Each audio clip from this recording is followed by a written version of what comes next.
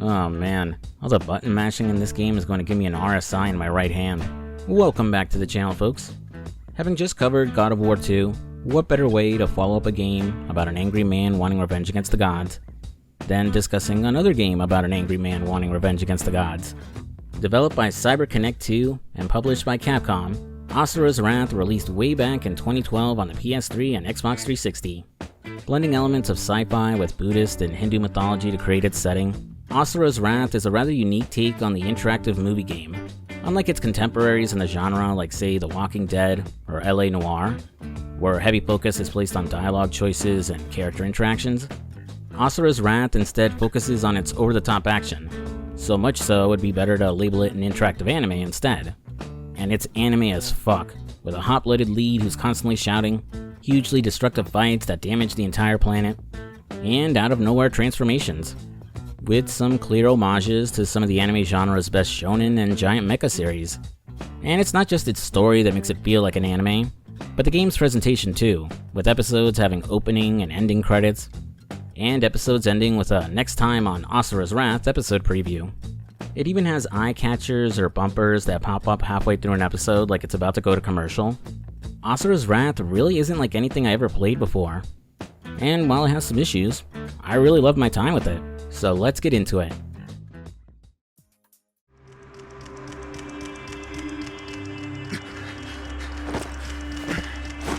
I don't understand. What the hell's happening?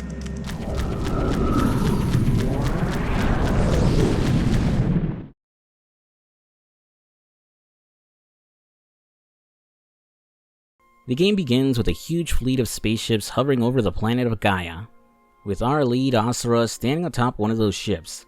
Asura is a demigod warrior and part of the elite group known as the 8 Guardian Generals, who lead the forces of the Shinkoku army. They've been locked in an endless war with the impure Goma, demonic beasts that infest the planet and prey on mankind. In order to save civilization from their threat, the demigods have developed a powerful new weapon they hope will get rid of the Goma once and for all. Commencing their attack, Asura leaps into battle and begins fighting these creatures as he descends towards the planet. While primarily story-driven, Asura's Wrath does offer some traditional gameplay segments across its various episodes. First are the on-rail shooting segments where Asura will shoot at enemies while moving on a fixed path. You can either fire manually at enemies, or hold lock-on fire to target multiple points of attack and then release a burst of projectiles that will automatically home in on your targets. Unlike similar arcade shooters, it's as basic as it gets here, so there's no power-ups or weapons that change up your attack spread. The game will shake up these segments somewhat, sometimes having Asura stand in one place to shoot down enemies and projectiles heading his way, or having him running through a long track where you need to maneuver him around obstacles while still shooting. While a bit underwhelming, the on-rail shooting segments are pretty brief and never outstay their welcome. The next type of gameplay segment involves traditional beat-em-up melee combat, where Asura fights against waves of enemies in the occasional boss battle. He has a light attack he can spam or hold down to do a dash attack, and a heavy attack that does more damage and can hurt multiple enemies, but is on a cooldown timer after use. Asura can fire a short spread of projectiles, and holding down the fire button will keep him stationary and let you move the cursor around the screen to target enemies. From there, you can evade attacks, jump, do a jumping dive, and pull off a QTE to counter certain attacks or do more damage to a downed enemy. As you fight, you'll slowly fill up the unlimited gauge, and activating it when it's filled will increase Asura's damage and let you spam the heavy attack for a limited time. If I'm being honest, the traditional melee combat sections aren't great. Since the game lacks any real combo moves, you're going to be spamming the same 3-hit light attack combo constantly. While there is some variety to the enemies you'll fight, you're not going to be implementing different strategies to take them out. Usually it's just running to avoid whatever unique attack they have. And running around the battlefield can be annoying too, primarily because of the camera. While you have manual control of it with the right analog stick, it feels too sensitive, and like it shifts more than it should when I try looking around. This is made worse when you try to lock onto an enemy, as the lock-on doesn't always snap onto your closest target, sometimes causing the camera to spin around to focus on someone behind Asura. And in the case of flying enemies, the camera will zoom in a lot closer if Asura is directly under them. This limits your field of view and makes it easy to lose track of any other enemies attacking you. And what makes these combat sections the most frustrating for me is the lack of any sprint button. The combat arenas you fight in are usually huge, so if you send an enemy flying to one side of it, or they send you flying, it feels like a slog to go back over to them. Even more annoying is that sometimes an enemy will be stunned and have the QTE prompt appear over them, but they'll be back on their feet by the time you actually reach them. So yeah, the regular beat 'em up combat is pretty basic and can be pretty clunky overall. However, that's all in service for the game's real draw, its interactive cutscene fights. During the on-rail shooting and combat sections, underneath Asura's health is the burst gauge, which slowly fills up as you damage and take out enemies. Once it's filled, you can activate burst mode, which triggers a huge finishing move that either ends the current encounter or shifts you into the next stage of a fight against a boss. Burst mode will throw you into a QTE sequence where you have to press the right button during the on-screen prompt, but it's not your typical kind of QuickTime event that you'd see in, say, Resident Evil 4, where you have to press the right inputs in order to avoid instantly dying. As in Asura's Wrath, the fight will keep going if you miss the prompt. It just affects your synchronic rate score at the end of an episode. Depending on the cutscene, you'll either have to immediately press the correct button, mash a button several times within a time limit, or press it at just the right moment as you watch a white circle shrink over the prompt, similar to what you would do in a rhythm game. While these QTE sequences are the bulk of the gameplay, the way they're implemented do feel impactful, and like you're influencing the actions you're seeing on screen, mainly because the prompts you're meant to follow aren't random, and correspond to the buttons of your actions during the combat segments. If you need to press or mash B, Asura will be throwing light attacks. When you need to get the timing right before hitting Y, he's usually delivering a powerful heavy attack. If you need to move the analog stick in a certain direction, Asura will move in that direction while dodging or running. This implementation makes the QTEs feel believable, like you're pulling off all the crazy shit Asura is doing, and goes a long way to keep you engaged throughout the game's runtime. It's essentially the same principle behind moving the analog stick in circles during beam struggles in the Dragon Ball Z Budokai Tenkaichi games, minus the stigmata you'll drill into your palms trying to win those beam struggles. That said, just watching these QTE cutscenes in a video isn't going to convey the same feeling as playing through them, so not all of you will be sold on playing Asura's Wrath. I think the demo for the game is still available on Xbox Live Marketplace for free, so if you can, try it out and see if it's for you. Returning to the story, Asura isn't alone in his assault on the Goma, as a few of his fellow Guardian Generals will step into the fray too. There's the boisterous big guy with the sweet stash, Wyson, Asura's fight-crazy master, August, and finally, Asura's rival and brother-in-law, the cool and collected Yasha. The remaining Guardian Generals are hanging back on their ships giving out orders to their troops, made up of the flamboyant Sergei, the elderly tactician Kalro, the no-nonsense and sole-female General Olga, and finally the Ganondorf alternate skin and commander of the 8 Guardian Generals, Deus. During this battle against the Goma, the young priestess Mithra is leading a prayer to ensure their victory and empower their forces with mantra. Generated through strong emotions, prayer, or harvesting souls, mantra serves as the energy source for the demigods and their technology, while also boosting their power. Mantra is made up of 8 different emotional affinities, with each of the Guardian Generals empowered by and embodying one of those emotions. Those emotions are pride, lust, greed, sloth, vanity, violence, melancholy, and finally, wrath. Any guesses on which one Asura embodies? Here's a hint, it's in the title of the game. The priestess Mithra is unique amongst the demigods, as she's the only person capable of controlling and amplifying mantra to its fullest extent, making her an invaluable asset in the fight against the Goma. Oh yeah, and she just so happens to be Asura's daughter. There's more to discuss about the Guardian Generals and mantra as a whole, but I'll circle back to that when the plot gets going. While the current battle is more or less going in the Shinkoku army's favor, Deus wants to bring an immediate end to the fight and orders that they fire their strongest weapon, the Brahmastra, which is a cannon that can fire a huge concentration of mantra, and sits on top a massive Buddha-shaped starship called the Karma Fortress. While not exactly the same, seeing the Brahmastra in action immediately made me think of Netro's zero-hand move from Hunter x Hunter. While the Brahmastra proves effective in wiping out most of the Goma flying around, the Shinkoku probably shouldn't have blown their load so early, and saved it for a more dangerous target, as in a scene that reminds me a lot of the Day of Lavos from Chrono Trigger, the progenitor of all Goma, Blitra, bursts out of the planet and opens fire on the Shinkoku army, decimating most of their fleet.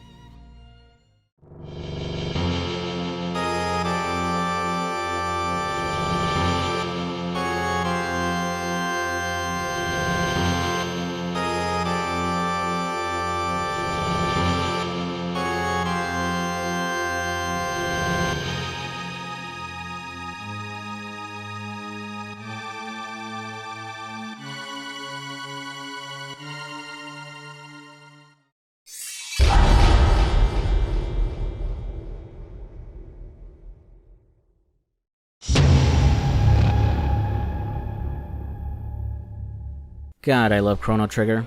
Hands down my favorite game of all time. While things start to look bleak when Vlitra's power overwhelms Asura and his compatriots, Mithra shifts things back in their favor by healing up her dad and giving him a power boost. Growing 2 extra sets of arms, Asura manages to subdue Vlitra and bring an end to their fighting. For now at least. As despite his impressive display of power, he didn't kill it, and only heavily injured the planet-sized Goma. So while they've earned a temporary peace, the cycle of war against the Goma will continue until the demigods find a way to kill Vlitra once and for all. Still, with the battle over, the aging Emperor of the Shinkoku, Emperor Strata, celebrates their victory and Episode 1 comes to a close. At the end of every episode, you'll get ranked on your performance and are scored based on how fast you beat an episode, how many points you accumulated during battle, and finally how well you synchronize with the QTE prompts. Your performance in episodes will unlock concept art, lore, and videos so you can rewatch cutscenes. Getting a high enough rank across a certain amount of episodes will also unlock different gauges with various effects, like lowering the damage you take or increasing the time you can stay in unlimited mode. Your rankings also serve a much more important purpose, but I'll swing back to that much later. After the rating screen, we'll get a brief interlude before the next episode begins. They aren't rendered in-game or voice acted, instead using text boxes over still art drawn by various Japanese artists. These interludes serve to give some exposition, expand on the story, and flesh out character motivations. In this first one, Deus is speaking with Kalro in private, the pair conspiring on a scheme involving the Karma Fortress and Mithra, a scheme that will require her father Asura out of the way in order to succeed. Well, that doesn't sound good. They enact their scheme right away at the beginning of episode 2, as after Asura drops by his home to visit his wife Durga and his daughter, he's called away and then set up for the murder of Emperor Strata. Now accused of treason, he'll get into a brief fight with some troops and Guardian General Wizen. While that's happening, Sergei has been dispatched to kidnap Mithra, and by the time Asura returns home, his daughter is gone, and he finds Durga fatally injured. Burning with anger over the death of his wife, he races to find Mithra and discovers that all of the Guardian Generals are complicit in this conspiracy.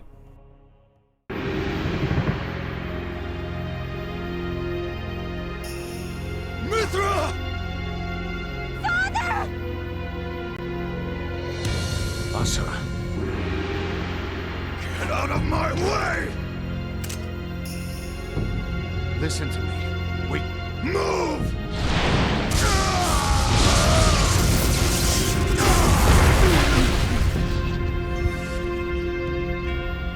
Stand down.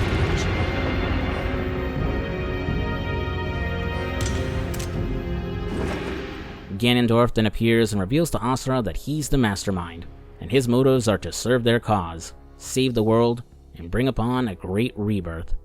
He doesn't really elaborate what any of that means, but we'll get there soon enough. Asura is then effortlessly beaten by Deus and sent hurtling down to Gaia, the angry demigod declaring he'll have his vengeance as his body burns up on atmospheric entry with the planet. The interlude for episode 2 then shows that after Asura's death, history would vilify and label him as a fallen god. Meanwhile, the assholes who betrayed him would be worshipped as the protectors of mankind, and come to be known as the 7 deities.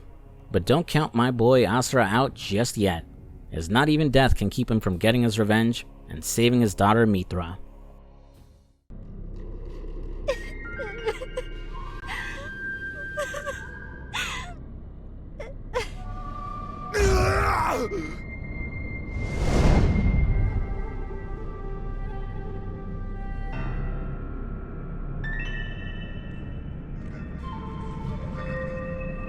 Awake at last, are we? Where am I? Well, this is Naraka. But I won't bother explaining because I doubt you would understand. So for now, let's just say you are having a bad dream. Who are you? Good question. Not the right one. The right question would be, who are you?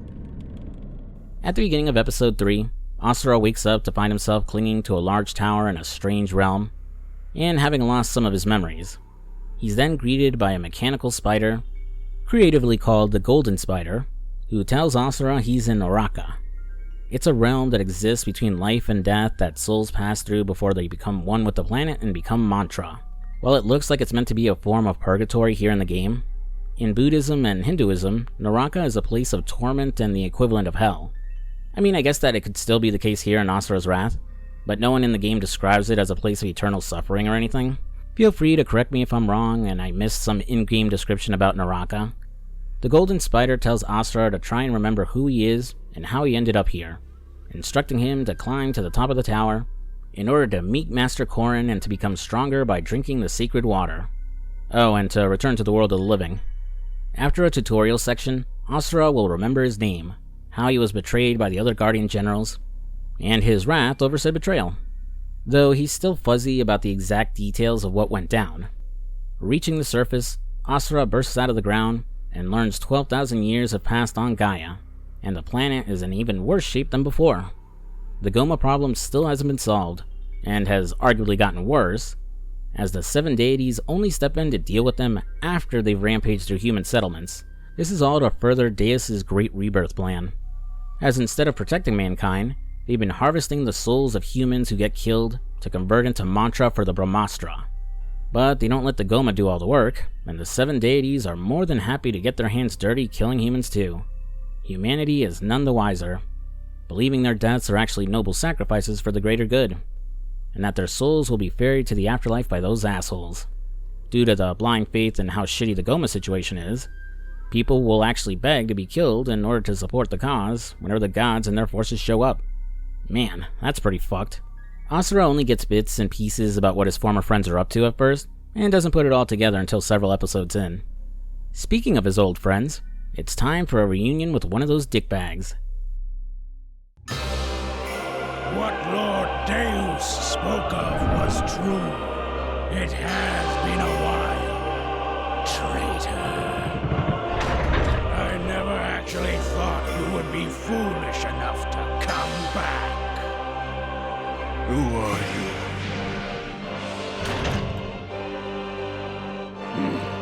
Do not tell me you have forgotten everything. How could you forget the great Wizen? Wizen? Open your eyes, traitor! Kneel before one of the 7 deities! Hey, remember earlier when I brought up mantra affinities?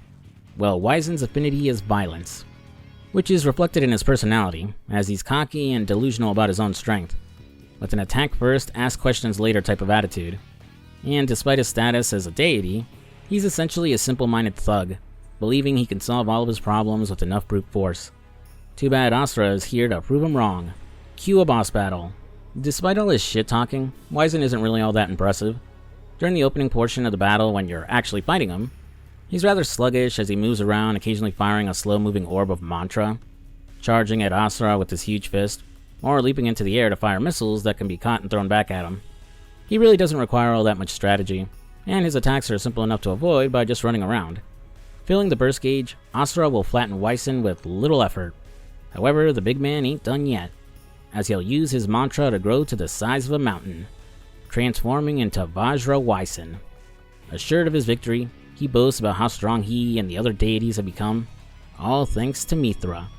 Cue Asura getting pissed off as more of his memories return, and he remembers that he used to have a daughter. Despite the size and power boost, Wizen made the stupid decision to antagonize a man whose power comes from being angry, causing Asura to instantly close the power gap when he transforms too. Reaching a power level that I could best describe as what if Liam Neeson and Taken could turn into the Incredible Hulk. Hopefully that makes sense. Asura effortlessly kicks Wizen's ass again and flings him into space. Wizen's not ready to throw in the towel though. If growing to the size of a mountain isn't enough, then he's gotta go even bigger. Like bigger than the entire world.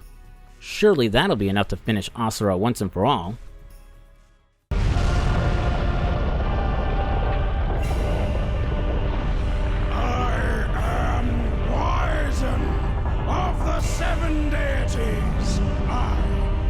Absolute being that protects this world and its mortals.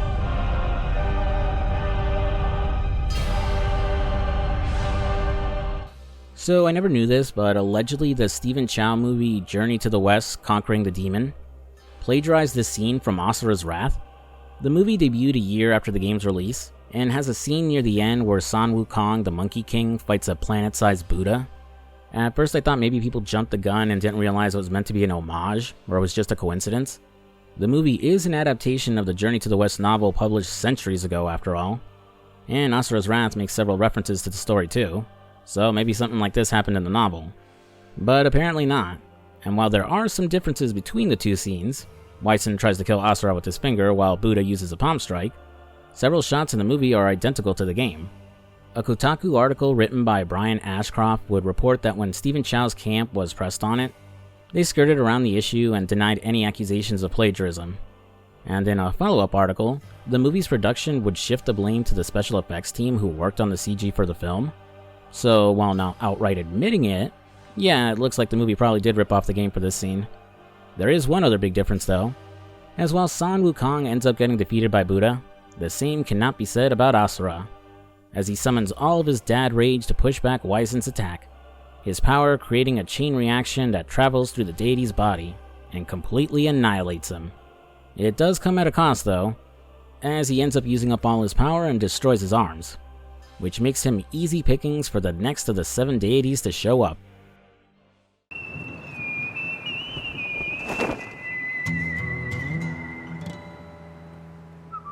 You are a fool.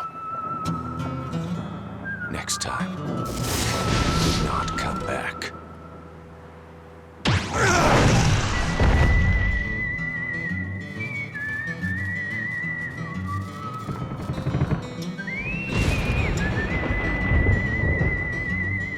It's Yasha, the Ryuho to Asura's Kazuma.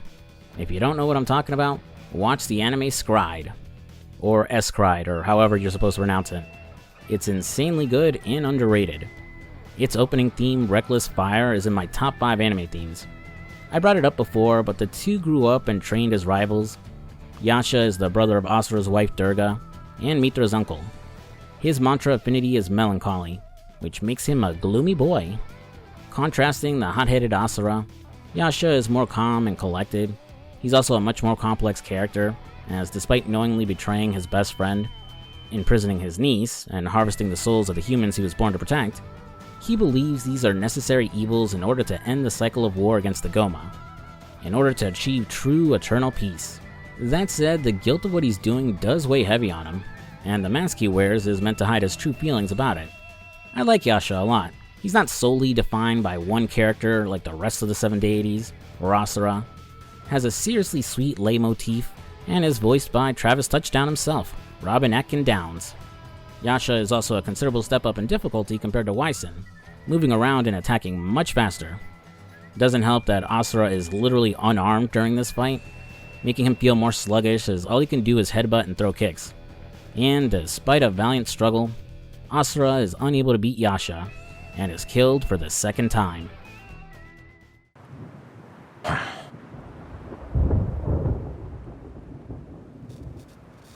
You are as ugly as ever. As is your temper. But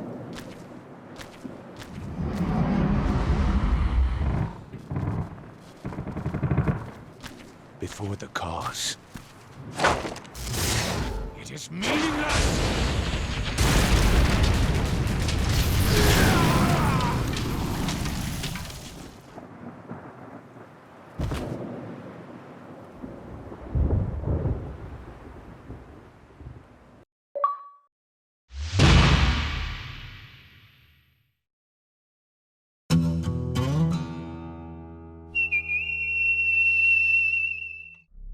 Skipping ahead another 500 years, Asura once again awakens in Naraka. The golden spider pops up and spurs him on not to give up, and to get his ass moving up the tower again.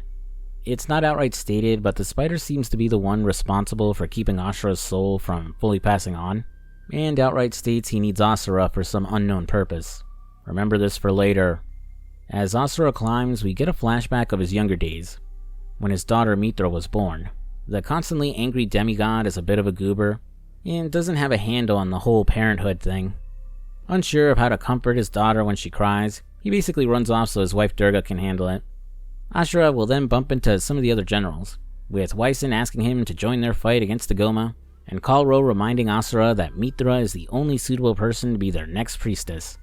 So at first I thought this was the others trying to get Asura to become a Guardian General, but after rewatching the scene after beating the game, it looks like they might have approached him about their scheme involving the Great Rebirth. With the way Asura rebuffs them after their conversation, this might explain why they set him up and killed him at the beginning of the game, as opposed to just trying to get him to join the cause like Yasha. I'm also assuming they didn't tell him everything and left out the part where they were going to kill the Emperor. Reaching the surface, we see that Asura's body has been entombed in a large slab of rock, and a little girl resembling Mithra and holding a baby is shown praying to him. The episode then comes to an end as our boy once again returns to the world of the living. Asura is caught off guard by how much the girl resembles his daughter, and also surprised she isn't afraid of him. As it turns out, she and her village worship Asura, as his entombed body and presumably his lingering mantra has resulted in the Goma rarely attacking this area. I got that from the interlude at the end of the episode, by the way, as the little girl and all the other human villagers don't speak English, and don't have subtitles either. Apparently the language they're speaking is just random Japanese gibberish, which is probably why they didn't bother to dub it. Some Goma then show up and kidnap the little girl. Asura gives chase and saves her, but then more Goma show up to attack the entire village. Dispatching them, Asura is left disgusted when he sees the villagers fall to their knees in thanks and praying to him. Come on, dude, don't be like that. You don't understand what their faith is about.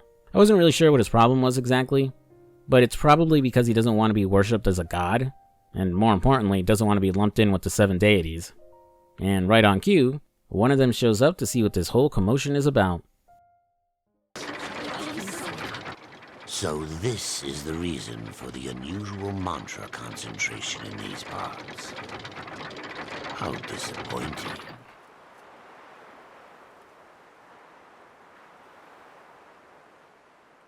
Kalro is the oldest of the 7 deities, lacking the brawn and strength of the others. He puts his mind to use as a researcher and tactician instead. His lack of a hands-on approach and having his underlings do all the work is probably why his mantra affinity is sloth. He dismisses Asura as a non-issue before proclaiming to the villagers that their land has been defiled by the Goma, and only he can keep their souls from sinking into Naraka and help guide them to heaven. Huh, so I guess Naraka is meant to be hell in this game after all. Kalro then orders his troops to start killing the villagers, who sadly offer no resistance and allow themselves to get killed. All except the little girl, that is, who desperately tries to talk some sense into them. Kalro will peace out and reveal he was just a hologram, before Asura goes on the warpath to take out the remaining soldiers and try to save the villagers. Unfortunately, the only one who survives the massacre is the little girl.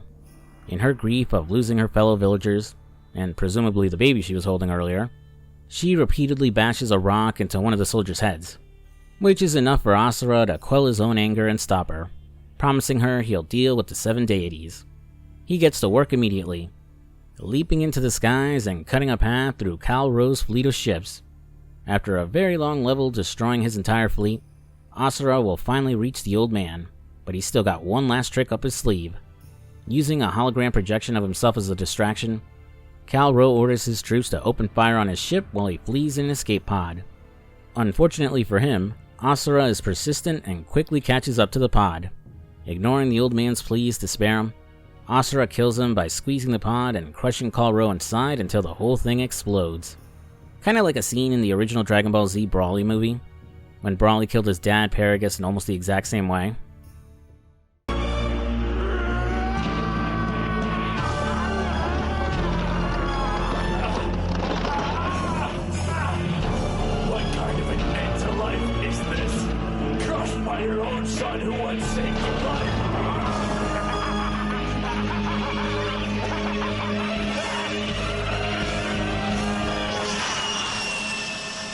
You know, I feel a lot of DBZ fans forget that Broly wasn't always just a rage monster who would scream Kakarot all the time.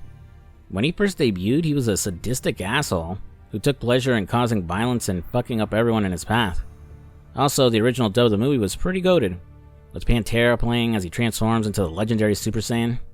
Anyways, back to Asura's wrath. After killing Kalro, Asura runs out of juice and crash lands back down onto Gaia. Coming to sometime later, he finds himself in a hot spring sitting across from his old master, August.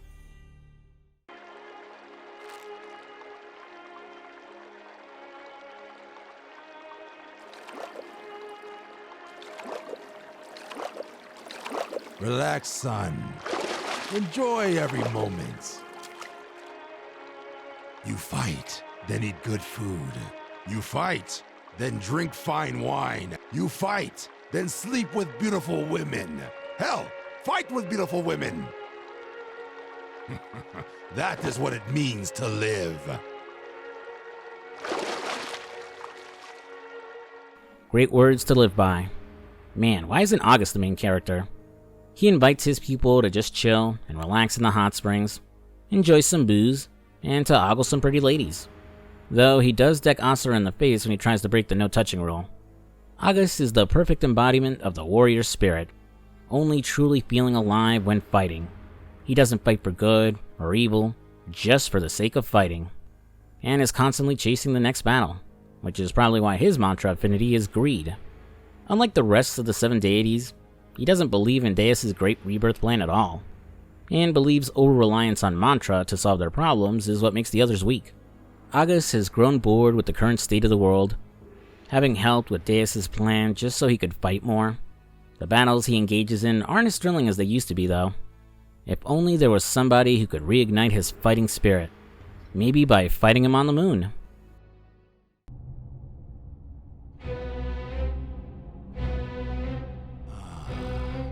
This will do. It's just you and me. Time to raise some hell! Holy shit, the fight against August is so damn good, and it's probably my favorite fight of the entire game. First, the music that's playing during the fight is the 4th movement from Czech composer Antonín Dvořák's Symphony No. 9 from the New World, and it perfectly sets the stage for a war between mentor and pupil. I have no clue what the rules for a copyright on a symphony written over a century ago are, but hopefully it's playing in the background right now as I'm speaking. Also, while looking up the name of this piece and where it came from, I learned that Neil Armstrong took a tape recording of the symphony with him to the moon during the Apollo 11 mission, which might be the reason they picked it for this fight in the first place. The fight between Asura and August starts off fairly simple, the two just trading blows back and forth, going full JoJo as they throw a flurry of punches at each other.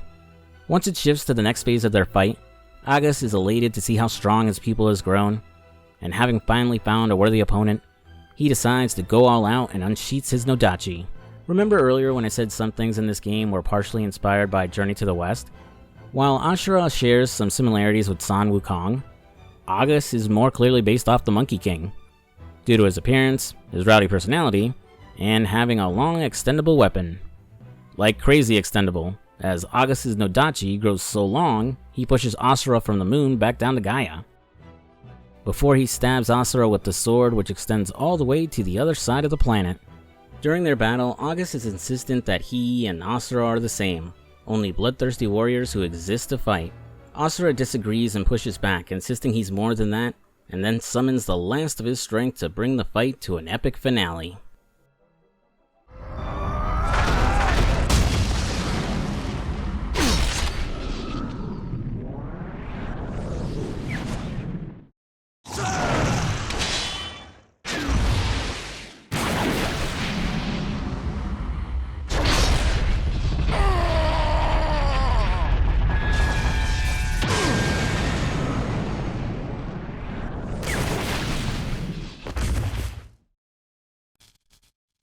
Having found the great fight he's been craving for thousands of years, August is at peace as he lays dying.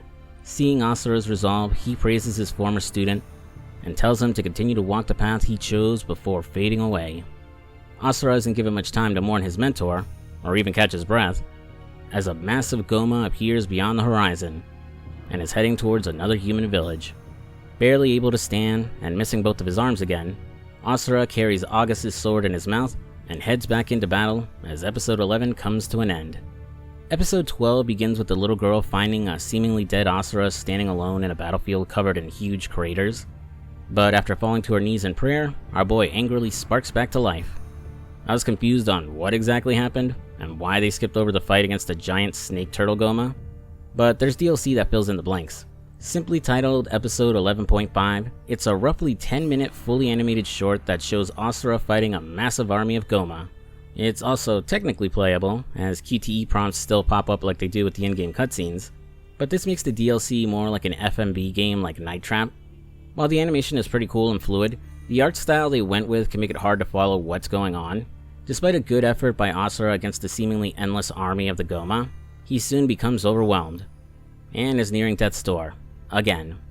But the memory of his wife reminding him to protect Mithra spurs him on, fueling his wrath. Asura then summons this massive energy arm, destroying thousands of Gomas with his swipes, before blanketing the battlefield with a huge last attack to save the day. While neat, I'm not so sure it was worth $2. Feels like something that a player should have been able to unlock in-game. This isn't the worst way this game handled its DLC, but I'll get to that in due time. Back on his feet, Asura leaves with the little girl, and the two return to her village. As it turns out, not everyone was killed in the last attack, and the survivors are still praying to be sacrificed. They soon get their wish when a fleet of ships appear in the sky, led by another of the 7 deities, Olga. Asura has been detected! Asura, that half-witted baboon. I will not allow him to interfere with Lord Deus's plans any further. All ships, commence purification! Olga is the least developed of the deities, and kind of a bland character overall. She's the one most devoted to Deus and by extension his great rebirth plan. But that's basically it. Everything Olga does is to support and gain favor with Golden Ganondorf. Her mantra affinity of lust doesn't really shine in her personality or behavior either, outside of wanting to ride Deus's dick, I guess. You don't even get into a fight with her either, which is a damn shame, as after Olga orders her fleet to carpet bomb the village, she absolutely deserved a savage beating from Asura.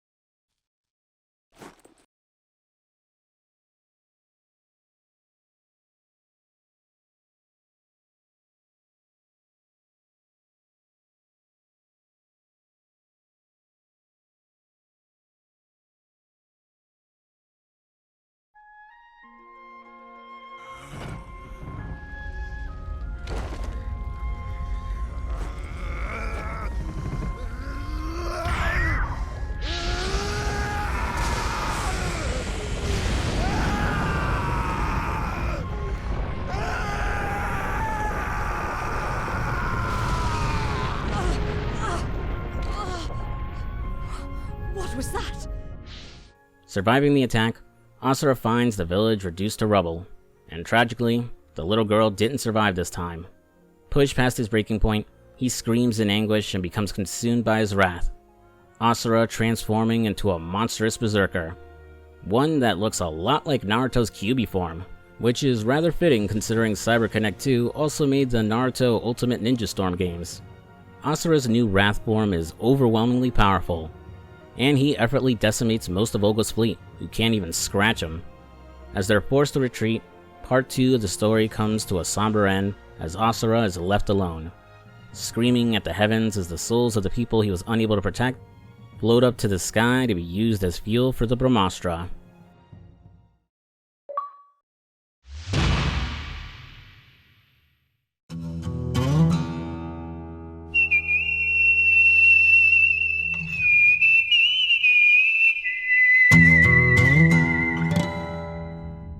Even August could not defeat you.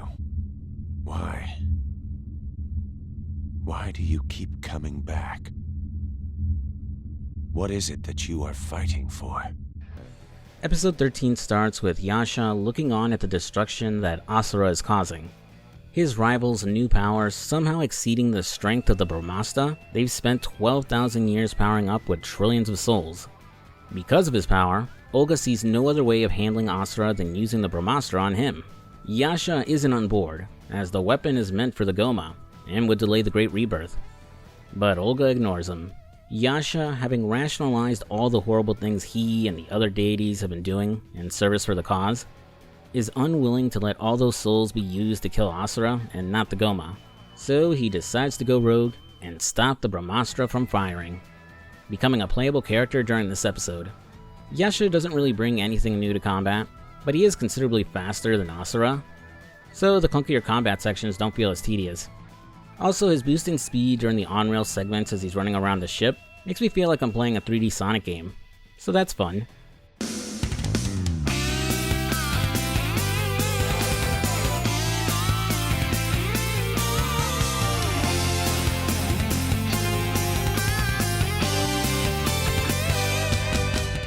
Despite his efforts, Yasha fails to prevent the Brahmastra from firing, and after a brief beam struggle, the cannon overwhelms Asura.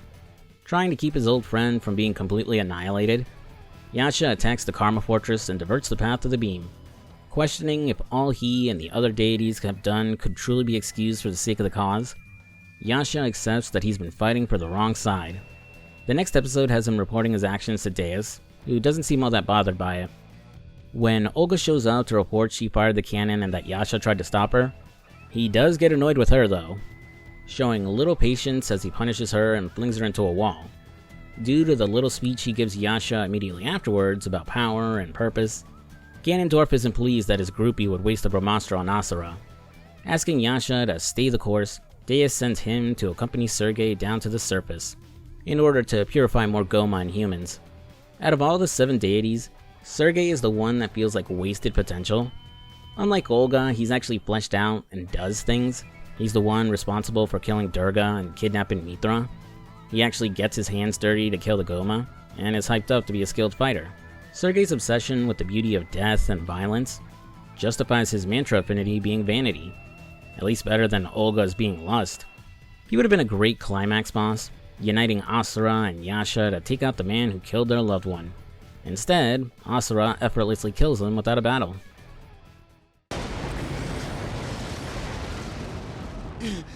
You!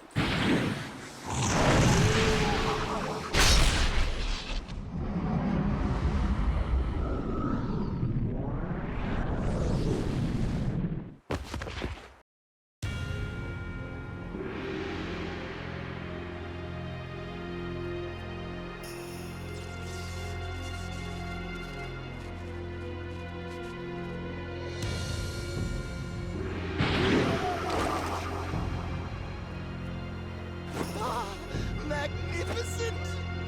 This is the rage I've been searching for! Exquisite! Beauty! Pure beauty! Your wrath is glorious, Asura! Oh well, our 2 leads do end up teaming up though. After Yasha knocks some sense back into Asura, he'll leave to try and bring an end to the whole mess with the Great Rebirth. Asura will follow after him, and after some bickering, the 2 agree to work together in order to bring down the mastermind of this whole mess. The last of the 7 deities, Deus. How pathetic. Insects. You have no idea how much power is required to save the world.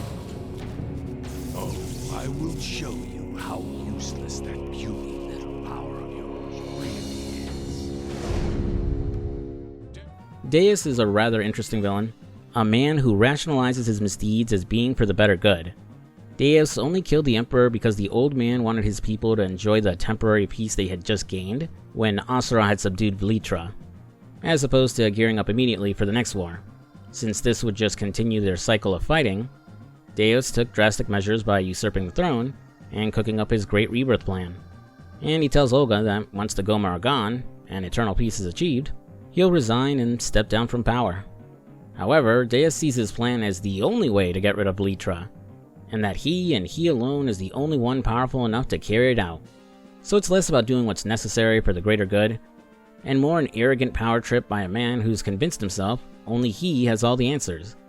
Which, rather fittingly, is why Deus' mantra affinity is pride.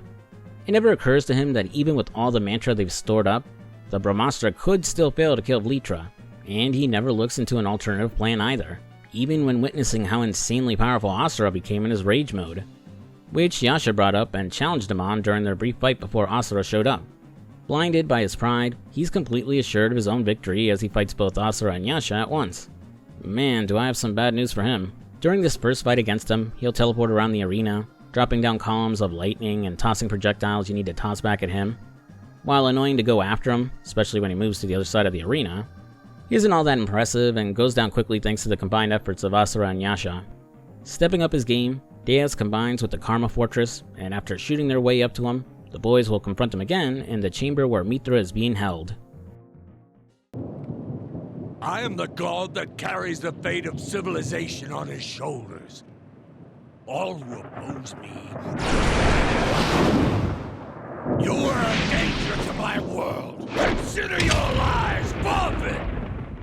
Pulling out his nunchaku, Deus' second form is a step up in difficulty, now moving even faster and tossing more lightning in multiple directions, making it tougher to pin him down and to avoid his attacks. You control Asura during the first phase, before he's temporarily knocked out of the fight and Yasha takes over. Despite their combined might, Deus proves too much for them and takes them down. Gloating over his lingering victory as he stomps on Asura's head, Mithra wakes up and cries out, causing her dad to rage out and turn things around, defeating Deus for good.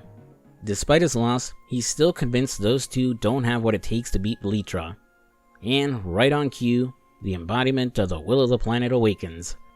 Much bigger this time, Vlitra appears as several gigantic serpent heads, the Goma more powerful than ever. But Asura and Yasha are going to fight him either way.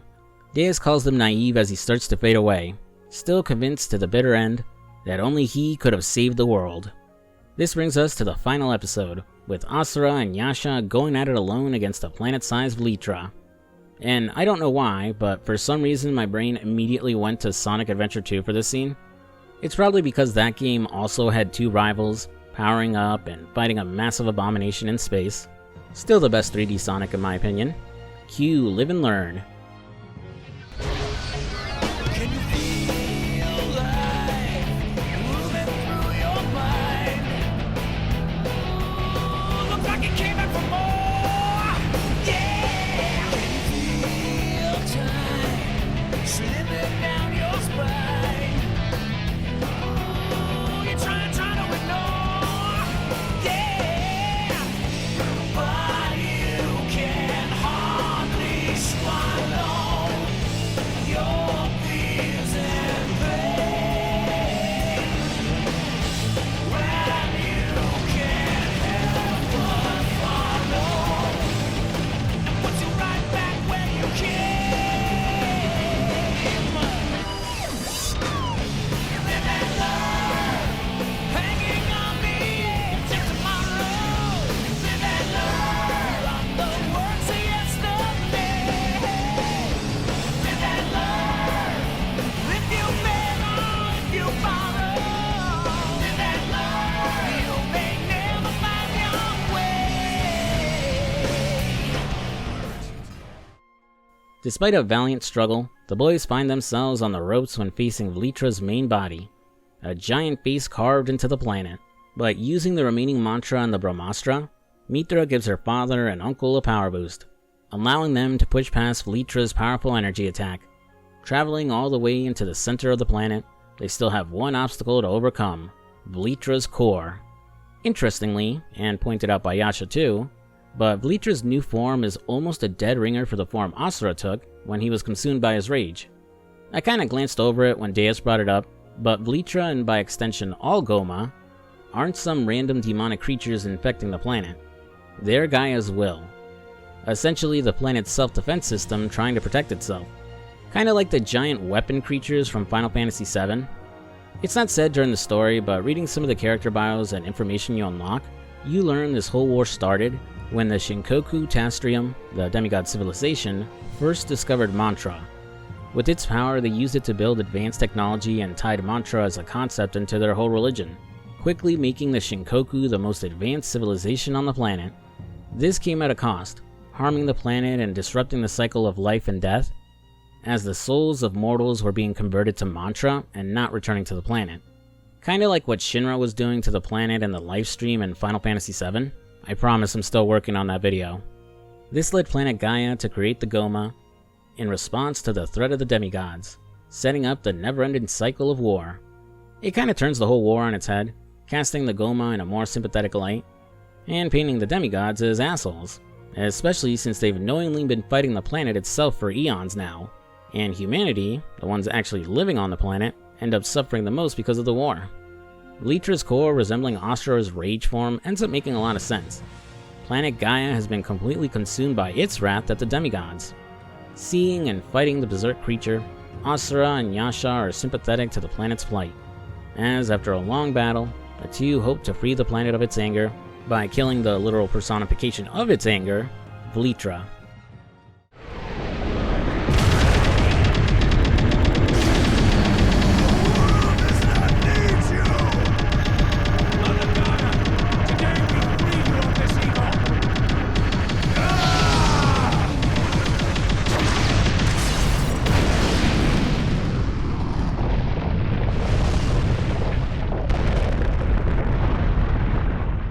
Our heroes, having killed Velitra, and seemingly destroyed like a quarter of the world with it, planet Gaia is now at peace, and free from the Goma forever.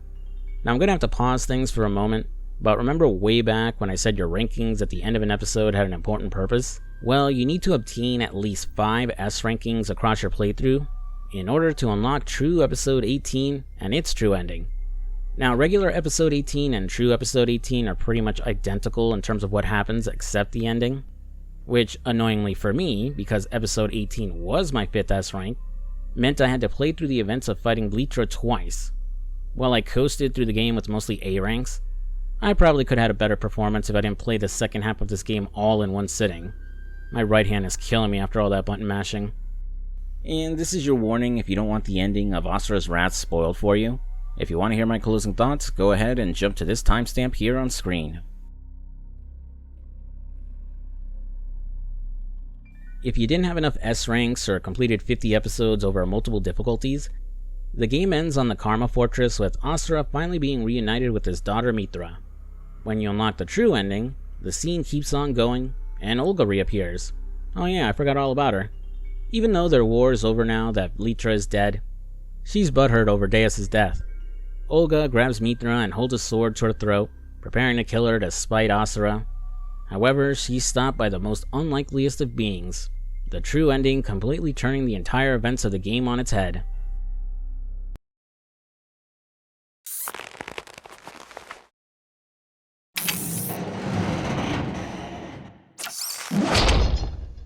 I do not think so. You shall not destroy my precious vessel.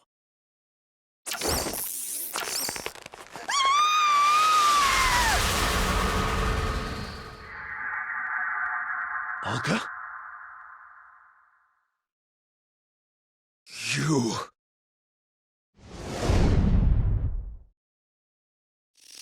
At last, my plan is realized.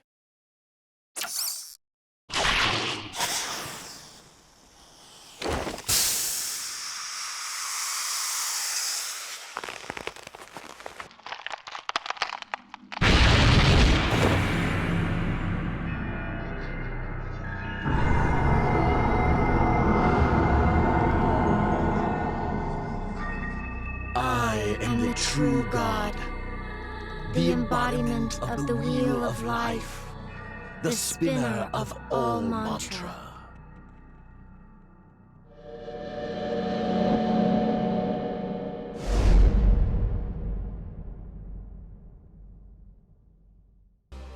Remember when I talked about the DLC before? Well, True Episode 18 isn't the actual ending of the game. And for some insane reason, Capcom decided to sell Part 4 of the game, and the actual ending, as DLC. There doesn't seem to be any official reason for why they did this. Some people think it's because the base game already maxed out the Xbox 360 disc, so they couldn't fit the remaining episodes on it. Others say that the game was meant to end on a cliffhanger with the spider, and the DLC ending was going to be used for Asura's Wrath 2 until it just became DLC. But I don't buy either excuse. With how fast the DLC came out after the game's initial release, it's obvious they had it ready to go for a while. It might be hard to remember, but back during that era, Capcom was pretty scummy with its monetization practices. People complain about the optional currency and items they sell for recent releases like Dragon's Dogma 2 or the Resident Evil 4 remake, but that's just nothing compared to when they were selling DLC for characters already on the game's disc, like they did for Street Fighter X Tekken. So yeah, they purely did it as a way to squeeze some more money out of a game that they were already selling for full price. And annoyingly, I still had to buy the DLC for Asura's Wrath. Like, it only cost $7 and change. But the game is over 12 years old now. They couldn't have bundled it with the main game, or made the DLC free after all this time. Well, whatever. Let me just go ahead and buy it so we can continue. Alright, honor system guys, don't go stealing my credit card info. And here we go.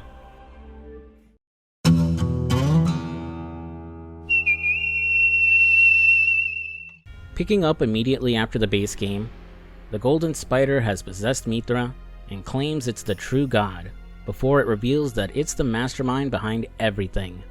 It was the one that bestowed mantra onto the Shinkoku and manipulated the will of the planet in order to create the Goma. It had fabricated the eon-spanning war between the Goma and the Shinkoku in order to find and shape a suitable heir. With Asura proving himself worthy, the Golden Spider then reveals its true form and its true name.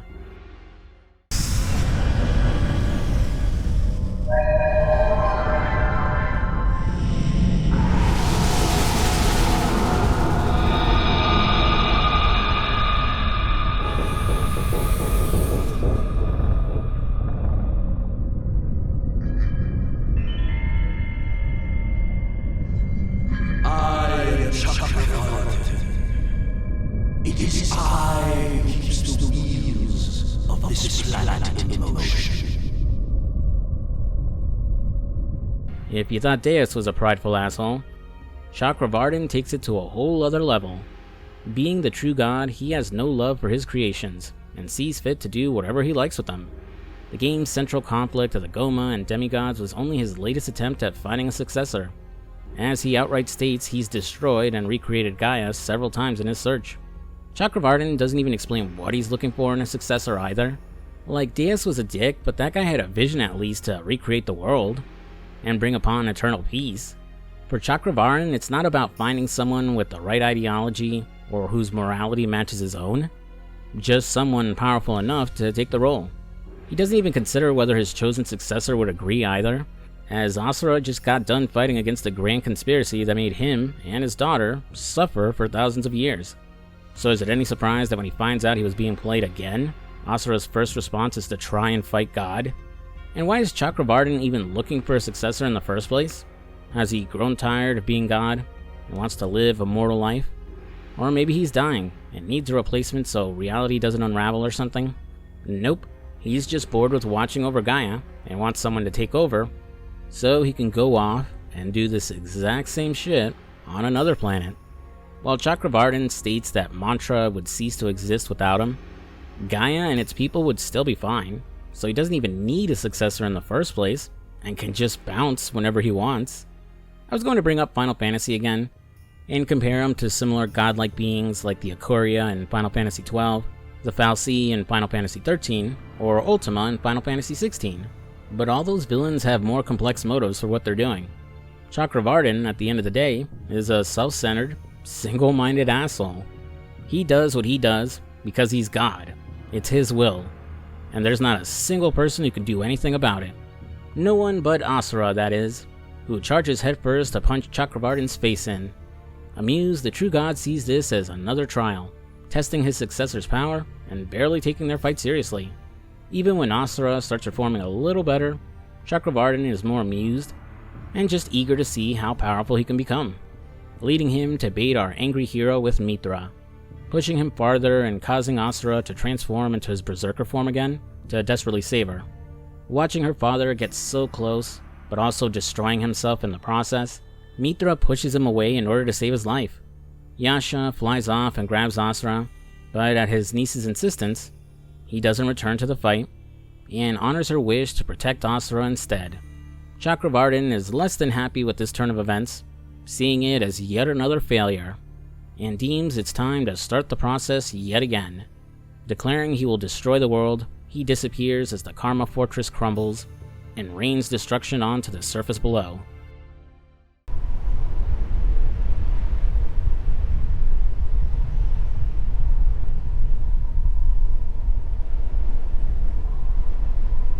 are the only one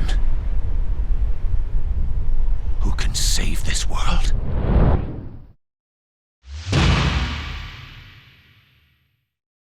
The next episode has Yasha trying to find a way to save Asura, and since he pissed off God, he's lost his Get Out of Naraka free card.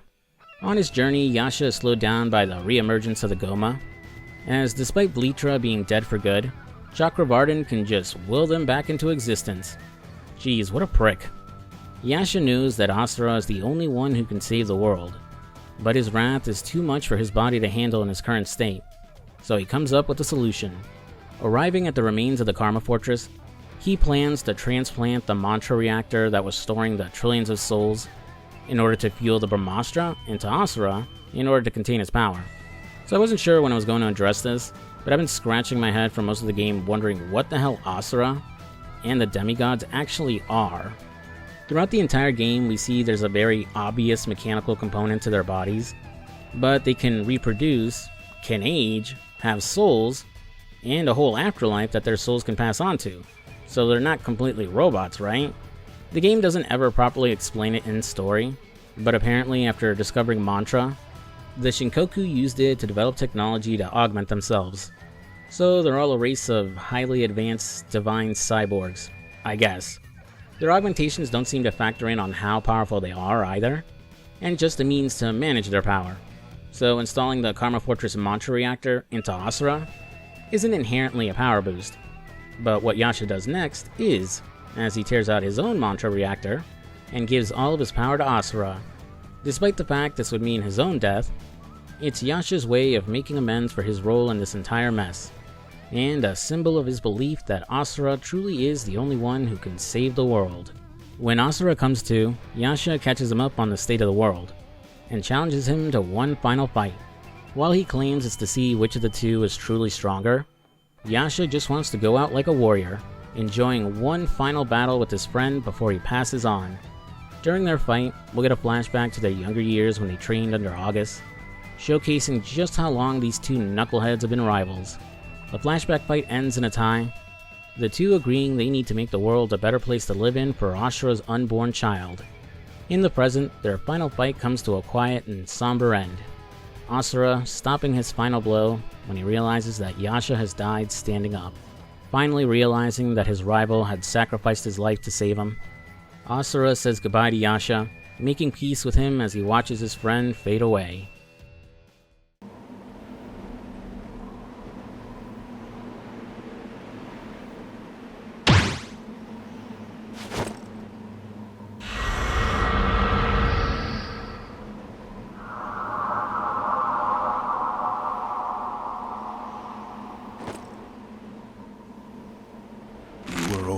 A brother, never an enemy.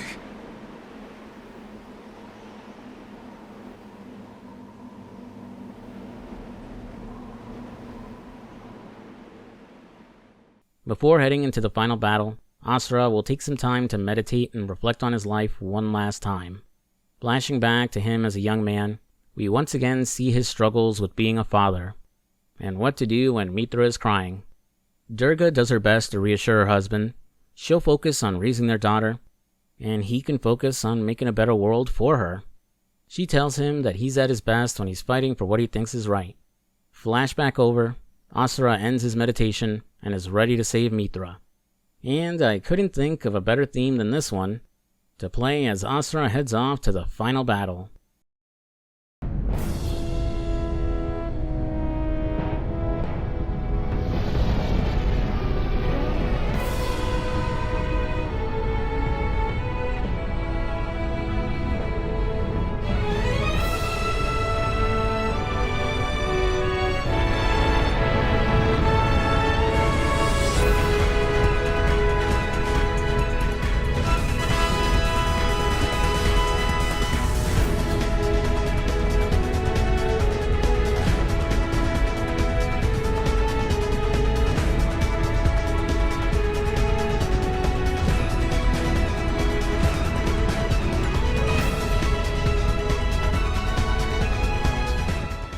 I love this final episode, as it just feels like one giant homage to the anime Gurren Lagann. Asura blasts off into space to confront Chakravartin, who's so damn big now he eclipses entire galaxies in size. As he fires off a powerful energy wave, Asura grows gigantic too, deflecting the attack and protecting Gaia. From the surface of the planet, the spirits of those who died look on, silently showing their faith in Asura. Flying towards Chakravartin, Asura will have to contend with an endless barrage of attacks from the true god, who's throwing more energy beams, planets, and even suns to stop him. Reaching the golden god, Asura punches and shatters him, discovering he was actually fighting a massive construct before he's taken to another dimension. Now in the event horizon, the real Chakravartin greets him and praises his power, proclaiming that Asura has truly become a perfect being. Offering him the chance to rule over Gaia, he ups the ante by freeing Mithra. His fight is finally over. All Asura has to do is take Chakravartin's hand and become the new god of Gaia.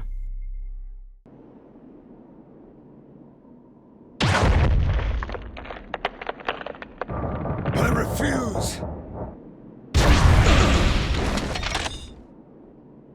How dare you defy me? I will destroy you and your so-called world! Father! Come on, this is Asura. There's no way he was going to agree. Despite that, Chakravartin is sure of himself that he can force him to agree, taking Mithra back as he fights Asura again. Playing out similarly to their first encounter, he doesn't take the battle seriously at first, acting as though he's above it all. It's not until Asura starts getting in some real hits that the facade breaks, Chakravartin dropping his dignified attitude and getting pissed.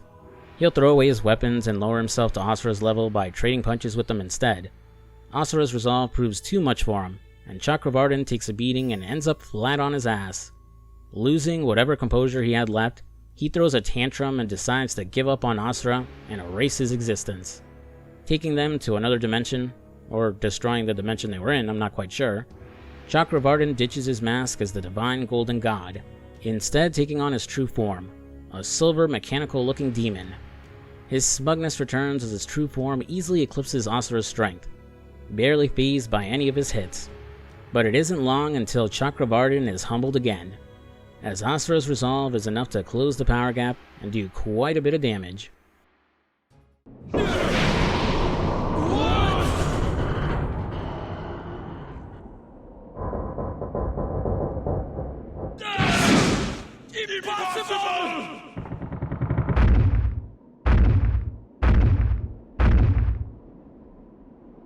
This ends now!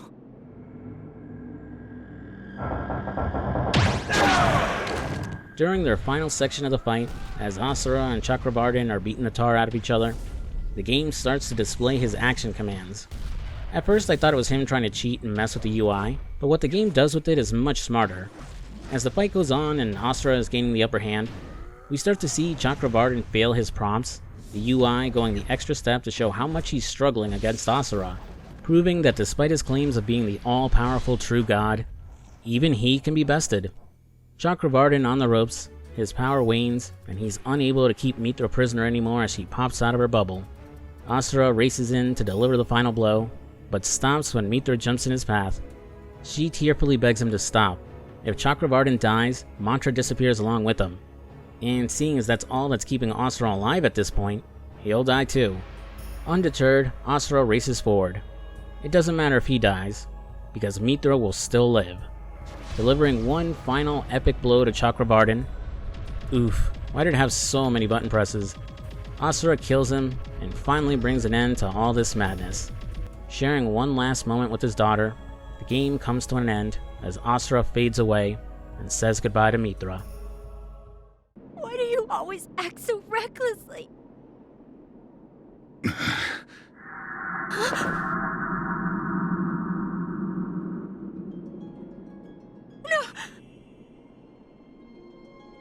I didn't want this to happen!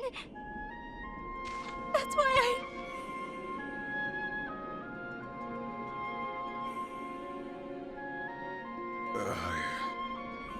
I couldn't bear to see you suffer. Stupid! No more crying.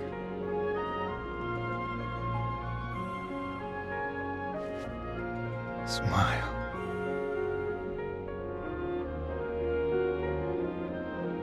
My wrath is finally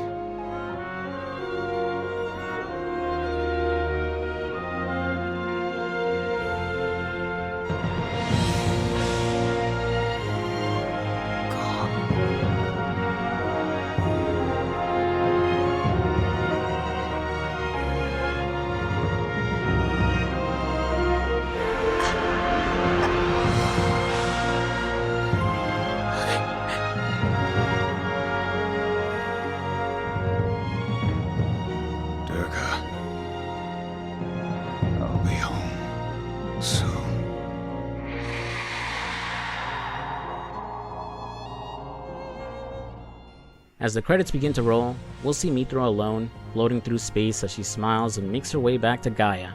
So remember at the beginning of the video when I mentioned how the game, similar to an anime, would have next time episode previews at the end of each chapter? Well, the post-credits scene reveals that the woman narrating those previews was actually an older Mithra, who just finished recounting the story of her father to a couple of kids. Tying in how the story is presented to a character within the story? Chef's kiss, just perfect. And we're not done just yet, as we get one final interlude set 870 million years later, showing a reincarnated Asura along with Durga and Mithra, with him getting into a fight with a reincarnated Wyzen in a send-up to the original Street Fighter II arcade intro. This might actually be the world of Street Fighter, as along with all the other reincarnated characters who died in Asura's wrath, Chun-Li shows up too. The interlude comes to an end with a giant meteor about to crash into the city, present-day Asura gearing up to stop it. Not sure how, but I'm assuming he's going to punch it to pieces like Saitama does in One Punch Man. And that was Asura's Wrath. While not continuing the story, there are two pieces of DLC that have Asura taking on Ryu and then Akuma from Street Fighter. Both fights are pretty awesome, but there isn't much to discuss. Needless to say, I absolutely love my time with the game. As a giant anime nerd myself, it was fun to play what amounts to an interactive anime. I really enjoyed Asura's Wrath's unique setting and characters. It took a creative and interesting approach to an interactive story game. I'll agree that its actual gameplay feels too basic and tacked on, but it's not enough to drag down the whole experience for me. Having released just 2 months before Telltale's The Walking Dead, I can't help but think it would have been better received if it had been released after that game. The Walking Dead showed that purely story-focused games with minimal gameplay could work in the gaming market, and keep players engaged. With that game to compare it to, critics may have been less critical of Asura's Wrath's simpler gameplay, and embraced its take on storytelling. It's a bummer that the game didn't do better, or take off to become its own series. I'm not sure where they could have taken the story exactly, but a sequel set in the modern day could have been interesting to explore. While it's unlikely we'll ever get another game in the series, I would love to see Asura pop up again. Shit, you had him fight Ryu and Akuma, why not add him as a fighter in Street Fighter 6? He would fit in perfectly with all the characters in that series. And maybe if he proved popular, they could do a remaster release of the game on PC and modern consoles. Yeah, I know, wishful thinking, but you never know. Well, I know I just spent this video spoiling the entire story. If you hadn't played it, download the free demo if you can, and see if it's for you, as I think Asura's Wrath is a unique experience that's worth playing. And that's the video. Thanks for watching, folks. And a big thanks to my $5 members and patrons, whose names are up on the screen right now. And a big thanks to my $10 members and patrons, including Chicken D. David, Miles Garrett, Primary, and Skillfuse. If you're interested in becoming a channel member or a patron on my Patreon, you can support me for as low as $3 a month, which will give you early access to future videos and to uncut versions of videos too. As more members join, I plan to do members-only polls as well, to vote on what games to cover and eventually exclusive videos too. I'm trying to cut down on my reliance on YouTube ad revenue and sponsorships, so any help you can provide is greatly appreciated. Going to keep things shorter for my outro this time, but thanks again for watching, guys. If you enjoyed my video, be sure to give it a like and comment down below. Have you ever played Asura's Wrath? Would you want to see a sequel one day? Or do you agree with me that Asura deserves a spot in Street Fighter at least? Tell me your thoughts down below. I'm still planning on streaming soon. I'm just trying to work out the right day, but turn on your notifications or keep an eye on the community tab in order to know for when I go live. I'm hoping to reach 100k subs by the end of the year, so if you're new to the channel, I'd love your support and if you subscribed. Check out the recommended video here at the end, or the playlist of my GTA videos. I'm FuzzySlippers, and I'll see you later. Peace!